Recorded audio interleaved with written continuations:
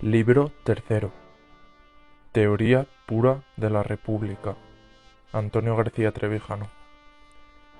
La teoría pura de la República trata de la forma republicana del Estado y del modo de construirla con libertad política. No es teoría general del Estado ni de la democracia. No entra en las cuestiones propias de esas disciplinas. La democracia política fue tema exclusivo de mi obra Frente a la gran mentira, Espasa Calpe 1998, que ha sido vertida al inglés con el título A Pure Theory of Democracy, University Press of America, 2009. Para la teoría del Estado se ha de retroceder a los mejores tratadistas de derecho público, Jelinek, Esmein, Carré de Malberg, cuando no existía la aberración del estado de partidos, y a los mejores constitucionalistas posteriores a la Guerra del 14, Carl Smith, Teoría de la Constitución, Alianza Editorial Madrid, 1982, Carl J. Friedrich, Teoría y Realidad de la Organización Constitucional Democrática, Fondo de Cultura Económica, México, 1946. La reflexión europea sobre Estado y Gobierno ha tenido por modelo, a partir de Kelsen, el Estado de partidos, sin ser perturbada por la adversa fenomenología y la distorsión que causan la realidad. Es normal que las ideologías de la izquierda no se preocuparan de elaborar teorías del Estado, salvo en su consideración de superestructura represiva al servicio del capitalismo, pues el horizonte de su visión era la desaparición del Estado a corto plazo, anarquismo o tras un largo proceso, socialismo. Aparte de que sea una concepción del mundo, la forma de la república constitucional delimita y define la materia que contiene, las relaciones de poder político y burocrático en una nación estatal. Se puede idear una teoría pura de la república con la misma legitimidad intelectual y rigor lógico que la moral formal kantiana, por ejemplo. Pero así como la teoría pura de la democracia no es la de una democracia pura, tampoco la teoría pura de la república pretende ser la de una república pura. Es pura porque está depurada de vocablos susceptibles de evocar sentimientos en lugar de pensamientos, porque elimina de la realidad formalizable los elementos impuros de orden mítico, simbólico, tradicional o ideológico, que no son contrastables ni verificables en el laboratorio experimental de la historia. Entre esta teoría pura y su aplicación a la realidad social y política existe la misma diferencia que entre ciencia pura y ciencia aplicada. Aunque la forma y la materia de lo político sea binomio inseparable, es posible analizarlas por separado para que, depuradas de contaminaciones ideológicas, puedan ser sintetizadas en una teoría pura de la República Constitucional, cuyo ámbito es más extenso y menos intenso que el de la libertad política garantizada institucionalmente con la democracia formal. La democracia solo es aplicable a las materias políticas que permiten, por su naturaleza circunscrita, ser sometidas a decisiones por votación de los afectados. La forma de Estado no puede ser comprendida sin precisar si es sustancial, accidental, coyuntural o inherente a la materia del poder determinado por ella. La monarquía absoluta, la dictadura y el Estado totalitario son formas sustanciales o sustantivas de su contenido, la soberanía, porque el poder soberano, sea de una persona, sea de una abstracción nacional o del pueblo, no tiene más límites que los de su propia potencia.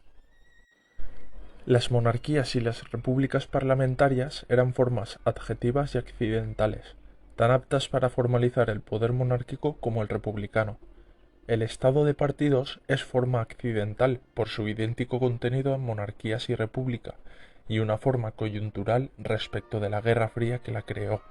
Las repúblicas de Estados Unidos y Suiza son formas inherentes a su contenido federal o confederal, pero también fórmulas halladas de democracia política, pues la causa de esta no vino de la sola libertad interior, sino de la unión de sus estados para salvaguarda de la independencia exterior. La guerra de independencia que originó los Estados Unidos no fue en verdad una revolución. Su resultado final, no buscado sino encontrado en la forma federal de la Constitución, fundó la democracia en una gran república.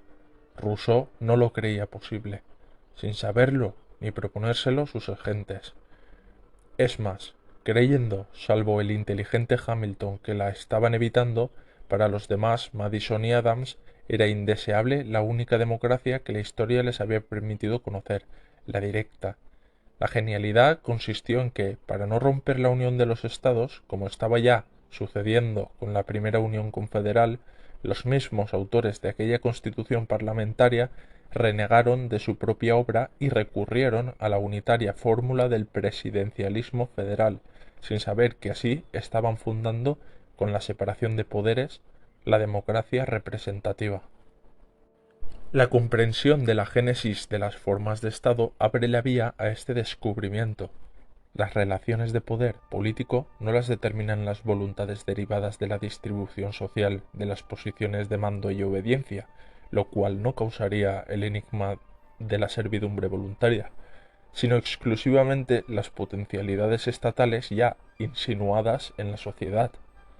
La filosofía política no tuvo en cuenta que la forma de Estado cumple respecto de lo político la misma función que las formas realizan en el binomio con su materia: determinarla, delimitarla, configurarla y definirla.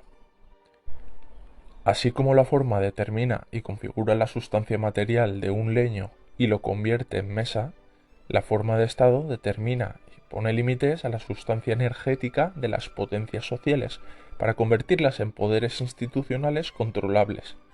Cuando no hay forma jurídica de control del poder, como sucede en el escenario internacional, los estados y las naciones se llaman con propiedad potencias. Los abusos de poder revelan que la forma no ha transformado en poder la potencia material de las ambiciones sectoriales. La fórmula de Lord Acton es una tautología.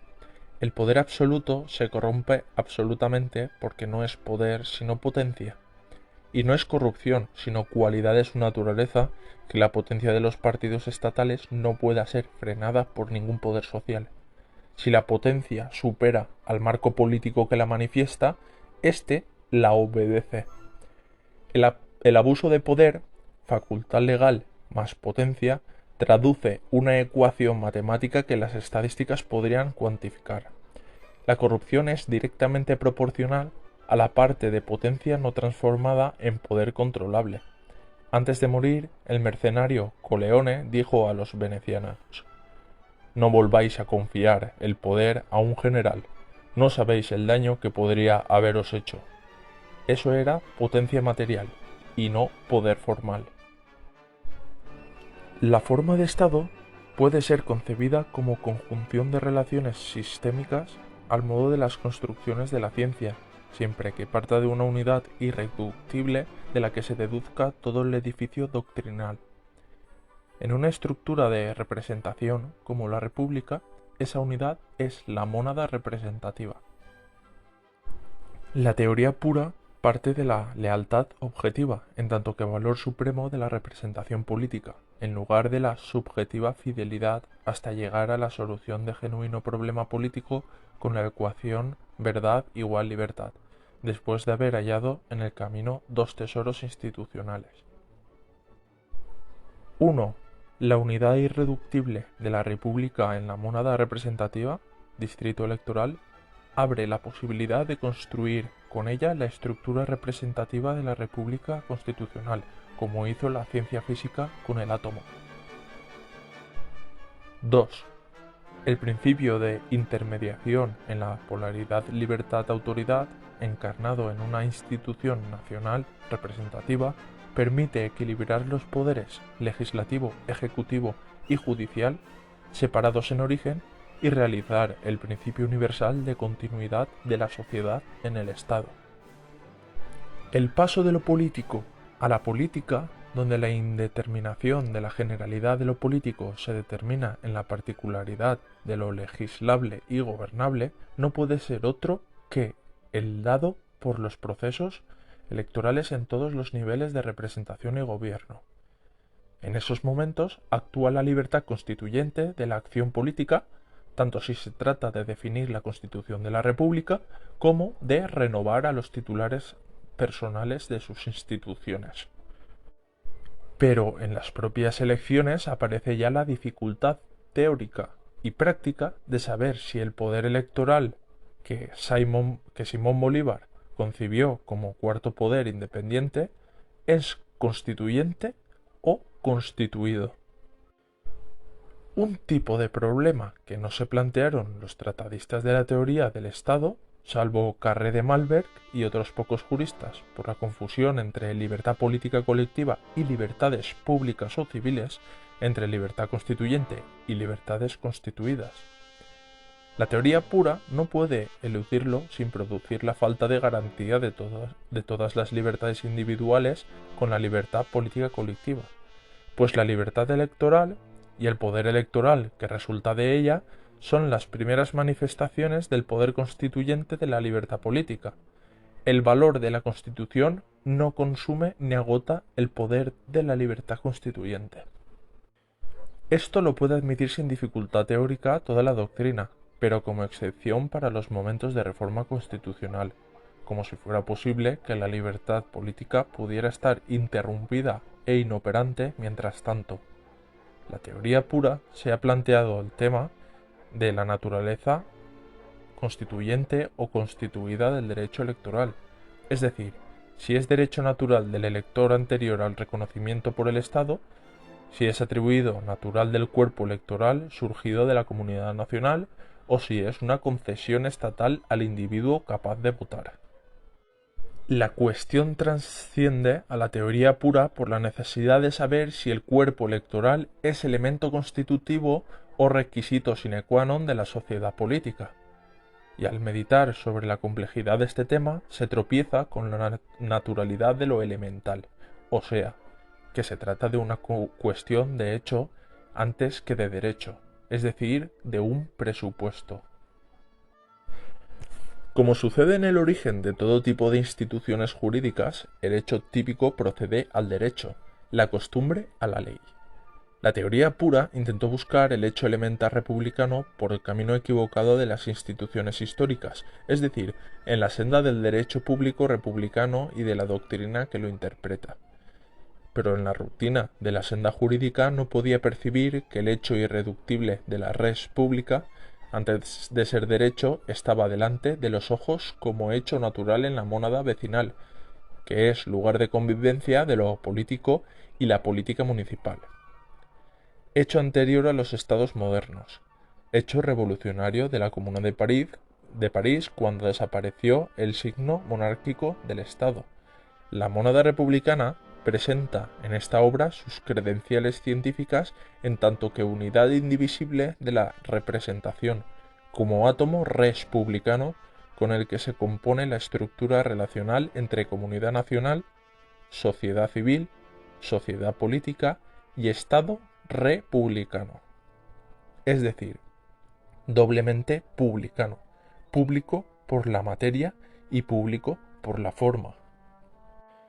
Bajo la perspectiva del principio general de la representación política, la diferencia entre monarquía y república, y puesto que ambas pueden ser igualmente constitucionales, ya no está en la accidentalidad de la condición personal heredada o elegida de la jefatura del Estado, sino en la sustancialidad fundante de que solamente la república responde a las exigencias sistemáticas del principio básico de la representación política. Si en la materia republicana hay tendencias a la igualdad y a la diferencia, en virtud de los principios de individuación y de individualización, en la forma republicana queda excluida la diferencia en virtud del principio de representación que, como todo principio científico, no admite excepciones. Las diferencias representadas se funden y confunden bajo una sola y misma representación de la indivisible mónada representante. Lo monárquico se excluye de toda representación igualitaria. La República Constitucional resulta de la composición de todas las instituciones políticas con la unidad monádica republicana. Conocer es llegar a lo general desde lo particular. El proceso inductivo, prohibido por el Tribunal de 40 años de Guerra Fría, fue obligado a ser deductivo del estado de partidos, mediante la universalización del consenso y del pensamiento único de lo políticamente correcto. Salvo en Suiza, todo lo que se escribe hoy en Europa sobre política son deducciones del estado de partidos como si este fuera último grado de desarrollo del espíritu público, como Hegel dedujo de la lógica absoluta la monarquía prusiana. El espíritu europeo yace en el panteón de los partidos estatales, sin separación de poderes, con sistema proporcional, mandato imperativo de partido, poder ejecutivo incontrolado, dependencia judicial, corrupción de partidos, ficción del como sí y pacto de la política con las finanzas y medios informativos. Lo que hace miles de años comenzó siendo desconfianza del pensamiento griego en la posibilidad de conocer la verdad de las cosas, ha terminado por ser desconfianza tenebrosa de la sociedad a reconocer la verdad primaria de la lealtad constitutiva de los sentimientos políticos. La duda dejó de ser antesala de la sabiduría cuando salió de su ventilada habitación mental para instalarse en las obscuridades del subsuelo cordial, donde lo inconsciente domina lo consciente. Todo lo natural, desde las grandes catástrofes a lo más cotidiano, pasando por la inteligencia de la ciencia y el imperio de los deseos, tiende al dogmatismo. ¿Hay algo más dogmático que el amor o la aritmética? Tan sano era desconfiar de los sentidos y las sensaciones, en tanto que vehículos de las abstracciones en el mundo de lo inteligible, como enfermizo ha sido extender la incertidumbre a las concreciones políticas, éticas y estéticas en el mundo de lo sensible. Además de los dogmas religiosos, los ilustrados del siglo XVIII divulgaron la creencia de su fe en la autoridad de una razón universal. Pero un ilustrado escocés, David Hume, aniquiló esa ingenua confianza exaltada por la Ilustración francesa, al considerar la experiencia como única fuente de conocimiento teórico o racional. Ante aquel escepticismo, negador de la posibilidad de conocimiento por las causas, Kant tuvo que acudir a la razón crítica para distinguir la validez del dogma moral, imperativo categórico, y la del procedimiento dogmático de la ciencia, frente a la invalidez del dogmatismo intelectual, en tanto que este es el procedimiento dogmático de la razón pura sin una previa crítica de su propio poder. La desilusión en la capacidad de la razón para ordenar el mundo político. La desilusión en la capacidad de la razón para ordenar el mundo político y la quiebra de la fe liberal en la infalible sabiduría del mercado, derivada de la traducción de los vicios privados en beneficios públicos, Mandeville, engendraron el regresivo dogma del escepticismo moderno, que Augusto Comte definió como actitud social.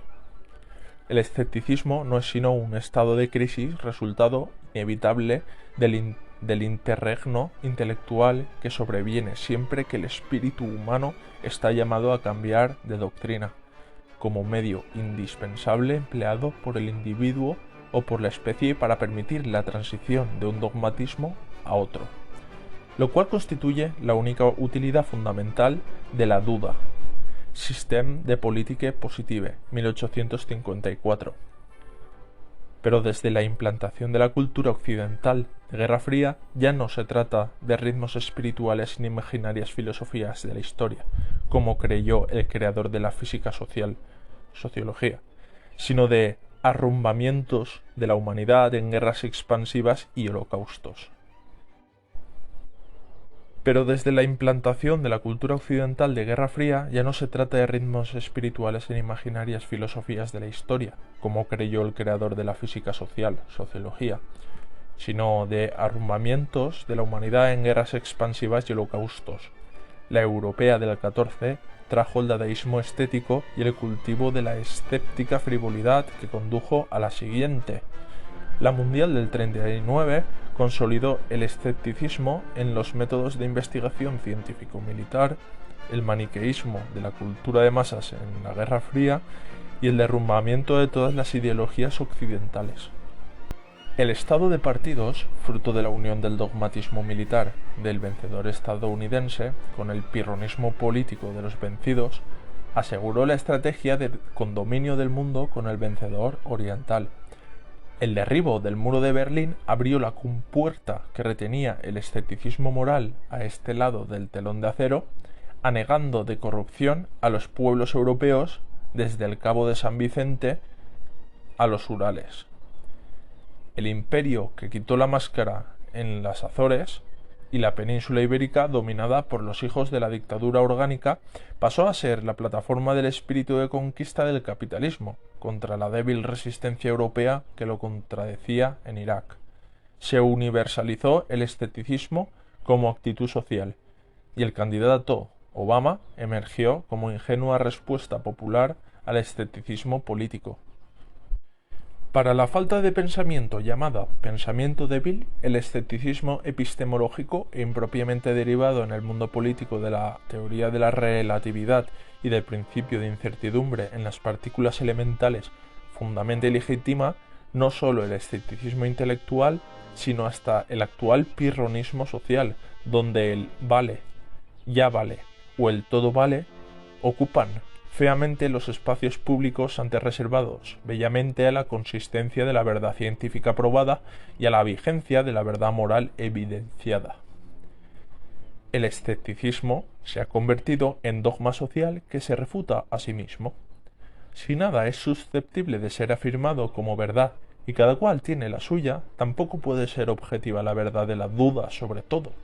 Una duda que, no siendo metódica sino incauta, pone fe animal en los instintos que toman a la naturaleza por la mano para poder traducir la inseguridad personal en vocaciones de poder, fama o riqueza.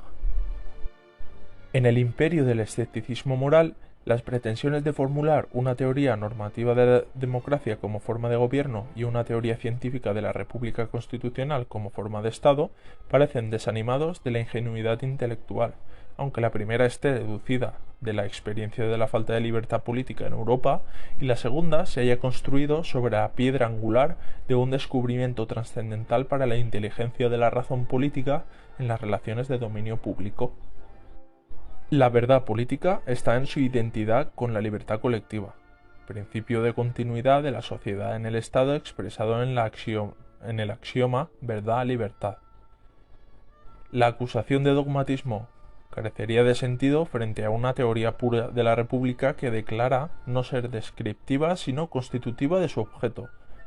Pero esa será la crítica del escepticismo republicano, huérfano de doctrina y de confianza intelectual en sí mismo, a la validez y consistencia de una teoría de la República Constitucional que, siendo axiomática, no está cubierta con veladuras ideológicas ni amparada en dogmatismos intemporales, no susceptibles de ser sometidos a procesos de verificación o refutación, como le sucede a los postulados marxistas o freudianos. La teoría de la República Constitucional no puede ser ideológica porque resuelve con la libertad política colectiva el problema de la relación de poder sin entrar en los conflictos engendrados por la aspiración a la igualdad social, que fue la fuente de las ideologías modernas. Es una teoría del continente estatal, no del contenido gubernamental, y tampoco puede ser acusada de sostenerse en un dogmatismo de la voluntad de ser republicano, pues al criticar previamente el poder de la razón política, la teoría de la República Constitucional somete a la refutación del axioma verdad igual libertad por los que nieguen su evidencia o funden la razón política en un principio extramoral, alógico o inconsistente. A diferencia de las concepciones políticas elaboradas desde la Revolución Francesa, incluida la anarquista, la veracidad de la teoría de la República Constitucional no se demuestra, como dijo Popper, respecto a las verdades científicas, con el número, la fe o la energía vocal de sus partidarios, puesto que eso nada tiene que ver con el contenido de verdad que entrañen. Ese filósofo de la ciencia consideró flagrante delito todo compromiso para sostener una verdad científica, como sucede con el consenso político.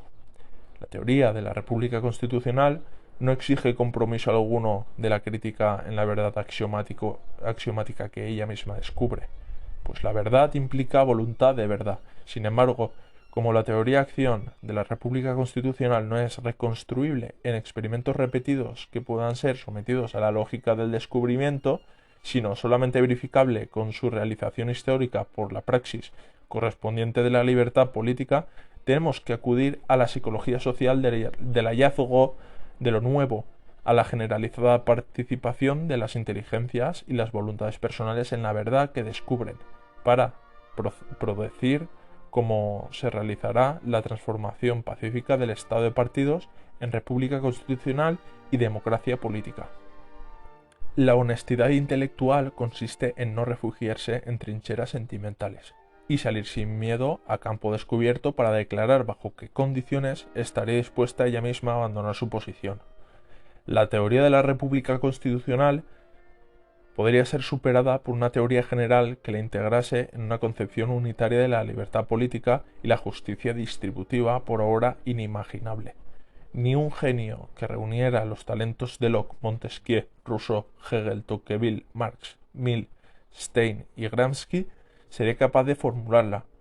No sabemos cuáles serán las estructuras económicas, sociales y políticas dentro de varios siglos. La diferencia entre los ideales, siempre inalcanzables, y la posibilidad de realizar la idealidad de una vida pública, como la procurada por la libertad política, explican que la idealidad no sea la característica común de los ideales. Los diccionarios académicos consagran la acepción semántica de idealidad objetiva como si fuera la connotación de todos los ideales subjetivos. La idealidad tiene la existencia propia de los fenómenos intencionales, es decir, no solo es existente como concepto, sino también como entidad ontológica. Los ideales no tienen otro modo de ser que el de vincular la subsistencia de sus objetivos a la existencia de los sujetos que los sostienen. Entre el existir y el subsistir está la diferencia que separa la idealidad de la República Constitucional y los ideales nacionalistas y partidocráticos de la pesadilla republicana. El ideal de la República subsiste en el sentimiento sin conciencia de los partidos republicanos como opio tranquilizador de su cínica participación en monarquías y repúblicas de partidos, cuyo modelo surgió de la estrategia estadounidense para la contención del comunismo mediante la Guerra Fría. Aquella transición del poder totalitario a otro tipo de poder incontrolado no necesitaba nuevas alforjas republicanas en viejas acémilas de siglas desvencijadas. El autoengaño se nutre con sentimientos de nostalgia reprimida, como las ilusiones oníricas de espíritus decadentes o corrompidos se complacen con los amores imposibles de la senilidad. Con su socrático respeto a la legalidad, los partidos republicanos incorporados en el estado de partidos no son reaccionarios, sino claramente conservadores de las posiciones estatales adquiridas. Si por causas genéticas o sobrevenidas la partidocracia se derrumbara, ella misma utilizaría el escenario estatal que ocupa para sostener que el paso a la República Constitucional solo puede consistir en la sencilla operación institucional de elegir al presidente de la República entre los jefes de los dos partidos con mayor cuota electoral en las legislativas. De ser así, se repetiría el mismo fraude que fundó la partidocracia, y la propaganda mediática lanzaría a los cuatro vientos la proeza de haber cambiado sin violencia y por dos veces la forma del Estado sin salirse de la legalidad. La verosimilitud de esta previsión hace de los partidos estatales no solo materia resistente al espíritu republicano, sino materiales adversos de la idealidad, verdad igual libertad. Nada ha sido más pernicioso para la salud pública y menos propiciador de inteligencia social de la política que la elevación de los partidos y sindicatos a la categoría de órganos del Estado. La traición a la sociedad civil los ha degenerado en facciones estatales. El principal escollo que ha de superar la sociedad civil para realizar la idealidad republicana, mediante la democracia en la forma de gobierno y la república constitucional en la forma de Estado, no está tanto en la oligarquía financiera, habituada a prosperar con la demagogia igualitaria de los gobiernos parlamentarios, como en la indecorosa partidocracia que se apoderó del fenómeno del fenecido Estado dictatorial para continuar la dominación de la sociedad concesionaria de libertades otorgadas mediante un poder sin control, más corrompido y corruptor por la generalización de sus efectos que el de las dictaduras totalitarias de las que fue su contador partidor. La historia de la idealidad política comenzó en la comedia griega, cuando Aristófanes hizo reír confrontando la idealidad dionisíaca con la realidad de la democracia ateniense. Esa idealidad divina, que alcanzó su apoteosis monárquica con Luis XIV, reapareció en la lógica panteística de Hegel, al afirmar que la necesidad en la idealidad es el desenvolvimiento de la idea dentro de sí misma como sustancialidad subjetiva. La crítica de Marx a este oscuro parágrafo motivó la creación de una cárcel de Venezuela, Pío Tamayo, 1928, de una escuela de idealidad avanzada del comunismo, de donde proviene la expresión democracia avanzada, que la insustancial izquierda europea pregona en sus programas como si la democracia política pudiera ir más allá de las reglas de juego que la constituyen. Si el fundamento último de la teoría-acción de la República Constitucional está en la ecuación verdad igual libertad, la idealidad republicana no puede estar fuera de la realidad, puesto que ella es la verdad objetiva de la realidad de la libertad política colectiva. La idealidad tiene en el pensamiento los caracteres que tiene lo ideado en lo realizado. La armonía se produce en la concordancia de la idea con lo ideado. Idea vera debet cum suo ideato convinere. Spinoza, Ética 1, axioma 6. El solo hecho de asumir la idealidad de la República Constitucional transforma a los republicanos tópicos en repúblicos creadores. Aquí cabe decir el hebraico así sea en lugar del así es del pensamiento griego, pues el azar interviene en la política tanto como en la naturaleza. Lo que comenzó siendo un principio de lealtad a las leyes de la naturaleza, de la tribu y de la moralidad pre-racional, es ahora un imperativo de la obediencia a todo tipo de orden público estatal.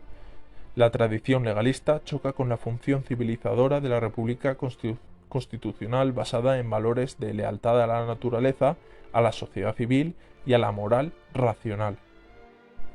El nuevo orden repúblico, distinto del orden público estatal, se funda en la legalidad república, que no es indistinta a legalidad monarco-republicana. Mediante la vis coactiva y coercitiva de las leyes, el principio de la legalidad ha universalizado el imperio de la ley. Nadie repara ya en lo que significa esta expresión terrorífica, que no cesa de ser usada por todos los ministerios de poder no derivados de la libertad política para amenazar con el peso de la ley a los que se salgan de ella. Lo punitivo prima sobre lo normativo, pero, como dijo Ihering, eso no expresa el derecho normal, sino patología. El imperialismo de la ley hizo estables a los antiguos estados absolutos, glorificó con legalismos nacionalistas las aberraciones de los estados totalitarios o dictatoriales, y actualmente sostiene con el sagrado respeto a la legalidad a los corrompidos estados de partidos, que ellos mismos no respetan. El jurisdiccional imperio de la ley no es más que nomenclatura invertida de la inmoral ley del imperio político. Bajo cualquier forma de Estado, el imperio de la ley garantiza el orden público estatal por el temor que inspira la infracción de su legalidad.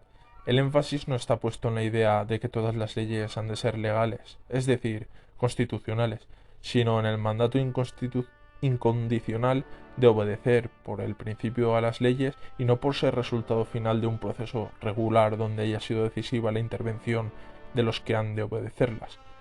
Por eso, cada forma de Estado se dota de gobernadores, legisladores y jueces adecuados a la naturaleza de su poder. En el Estado de partidos, todo poder es autoridad partidista y partidaria, potencia incontrolada y no poder legal. El principio de legalidad tomó conciencia de su dramática pugna con el de justicia en el inverosímil relato de la muerte de aquel maestro del pensamiento griego que, pudiendo huir con dignidad de una sentencia injusta que lo condenaba a beber la cicuta, prefirió morir por amor a las leyes de su patria. El sabio inmoral murió pretextando razones de imbecilidad mortal. Los que comparan la muerte de Sócrates con la de Cristo ignoran que nada era más inconcebible para el mundo griego que la idea de una culpa original de la humanidad necesitada de redención. Lo que Sócrates redime de pecado con su suicida aceptación de la pena capital es nada menos que la injusticia legal. Sócrates despreció la moral de los que prepararon su huida en aras de la idea de justicia que él les enseñó. Triunfó la barbarie de que la legalidad injusta era preferible a la justa adecuación moral de la pena al delito. El maestro dio su vida a la patria que la alimentó con sus leyes. Platón no hizo la apología de la estúpida muerte de un sabio, sino de la utilidad patriótica de la injusticia legal. Ante tal negación de la ley natural, el moderno escepticismo no comenzó dudando de la verdad que distingue los productos de la naturaleza, como a lo dulce de lo amargo, sino de la posibilidad misma de una idea universal de justicia, cuando lo justo en un sitio habitado por hombres era injusto en otro sitio lindante. Ignorancia de la moral natural. Pero Montaigne no era escéptico moral. Leal a la liberadora causa vital de su joven amigo Etienne de la Boétie, muerto en sus brazos, publicó su excelsa teoría de la servidumbre voluntaria. El tirano solamente tiene el poder que le damos.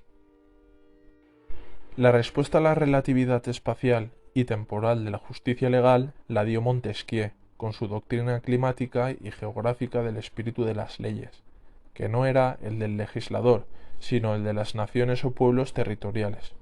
Relatividad que no puede existir en los derechos naturales, a los que acudió Locke, junto con la separación de poderes, para dar el primer hachazo a la legalidad de las leyes injustas, contra las que opuso en última instancia el derecho de clamar al cielo, el derecho de insurrección.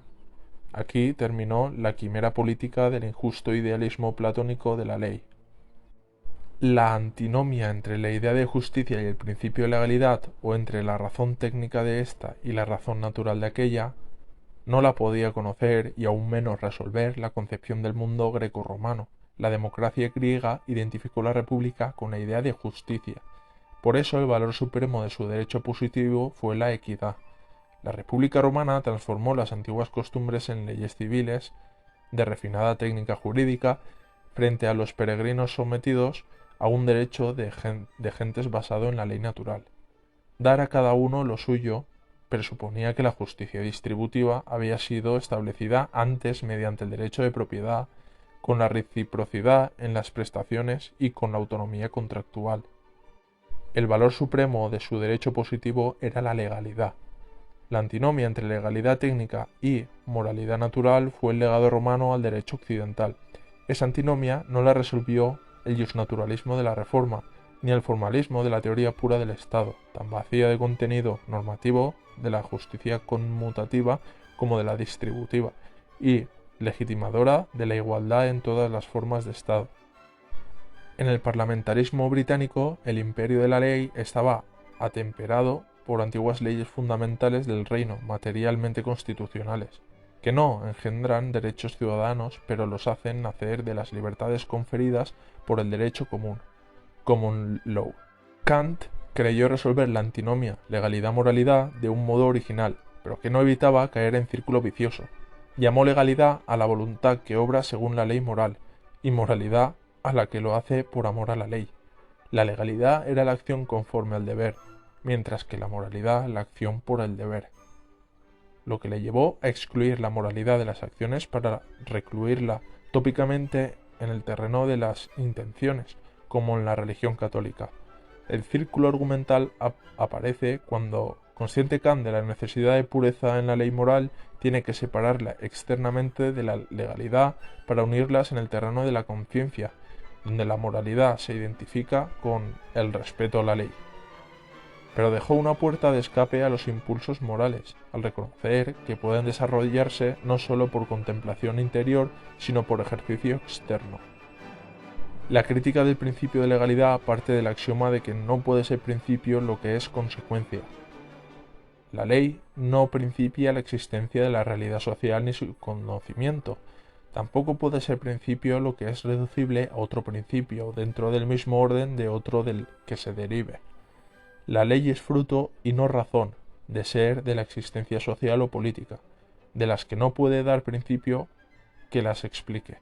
Por eso están separadas las ciencias sociales con principios propios de cada una, salvo en la cosmología de Peirce, la legalidad no es principio en ninguna, ni siquiera en la del derecho positivo, que ha de integrar la buena fe y la equidad en la interpretación de las leyes.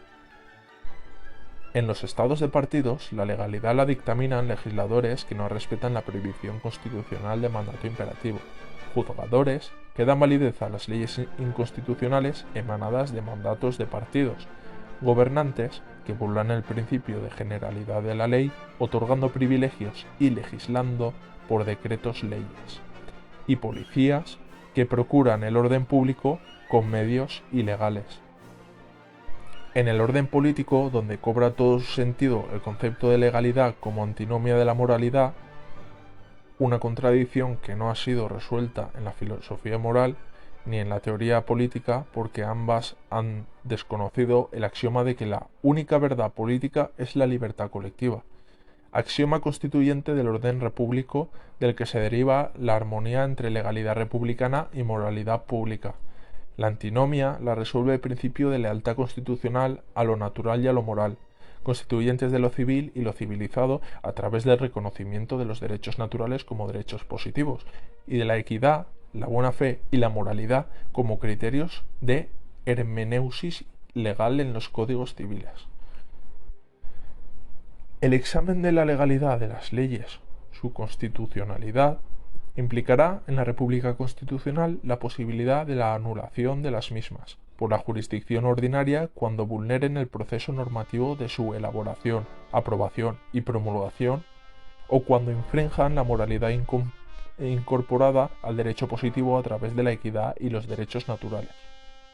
Los procedimientos judiciales de inconstitucionalidad de las leyes implicarían la necesidad de revisión de la moralidad de las normas comprendidas en la legalidad, y eso requiere ciertamente una judicatura societaria adecuada a la naturaleza democrática del nuevo poder legislativo que las reglas formales de la República Constitucional legitimen.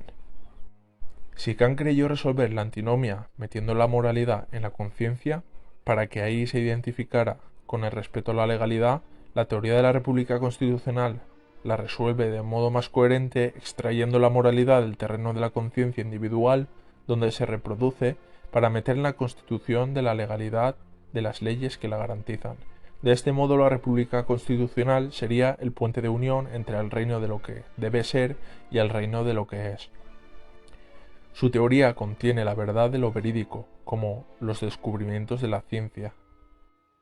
Los diccionarios distinguen con precisión lo que significa ser republicano, respecto de lo que supone ser repúblico, mientras que lo republicano se refiere a todo lo perteneciente o relativo a la república, lo repúblico solamente designa a las personas capaces de desempeñar oficios públicos versadas en cuestiones de Estado o competentes en materia política.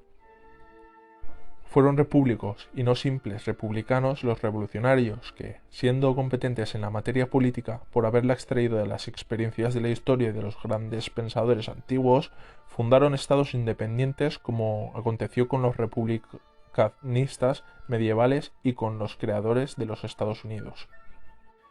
También son repúblicos quienes ahora han ideado y asimilado un nuevo tipo nacional de república constitucional que supera las monarquías y repúblicas de partidos, para resolver los problemas de la libertad política y de los nacionalismos interiores, dejados sin solución por la Revolución Francesa. En Europa, la historia de las vicisitudes del Estado moderno, inestable a partir de la Gran Revolución, no solo ha sido diferente o divergente, sino opuesta a la que ha dado estabilidad a la forma republicana del Estado federal de Estados Unidos y Suiza. No es momento de explicar las causas materiales o espirituales que desviaron al Estado de su génesis en el ansia social de estabilidad civil. Basta recordar la ideología del concepto de soberanía, desconocido en la antigüedad y en los estadistas norteamericanos, que se ha mantenido en Europa bajo todas las formas de Estado y de gobierno. Pues la soberanía no solo fue leitmotiv de las monarquías absolutas y las filosofías que las legitimaban, sino también del pensamiento revolucionario que las combatió. Toda soberanía nace de algún espíritu servil que la reclama. Cualquier noción de la soberanía, sea la nacional, la popular, la parlamentaria, la de partido único o la de partidos estatales fundidos en un consenso o bloque constitucional, es incompatible con la democracia política. La idea de equilibrio de poderes estatales hace ilegítima la soberanía de alguno de ellos o la de todos unidos en un consenso apolítico. En la teoría y la práctica de la República Constitucional, con potestad nacional de sancionar las leyes, ejecutarlas y juzgarlas, nada tiene soberanía alguna sobre la sociedad política que la fundamenta. Interesa a los nuevos repúblicos conocer la filosofía de la sociedad civil, económica, sobre la que Marsilio de Padua basó la teoría del moderno Estado laico y republicano. Hay que retroceder, como en el estudio de la evolución biológica de las especies, al conocimiento de la potestad medieval que se legitima sin ser soberana. La antigua república es la actual sociedad civil. La república, su ordenamiento político, el Estado, la personificación de la nación. Ésta retiene la potestad legislativa, aquel la ejecutiva.